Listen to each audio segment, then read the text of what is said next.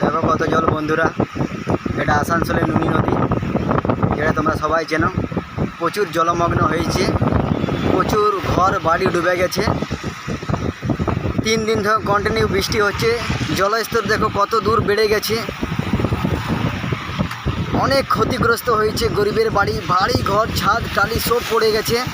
কোথাও রাস্তা ব্লক হয়ে গেছে, কোথাও গাছ পড়ে গেছে, কোথাও বৈদ্যুতিক খুঁটি বিচ্ছিন্ন হয়েছে। তোমরা দেখতে থাকো পুরো ভিডিওটা। আমি তোমাদেরকে পুরো ভিডিওটা তুলে ধরার চেষ্টা করছি। প্রচুর জলমগ্ন আসানসোলের বিস্তীর্ণ এলাকা। এই দেখো বন্ধুরা, প্রচুর জল জলে জলাময়।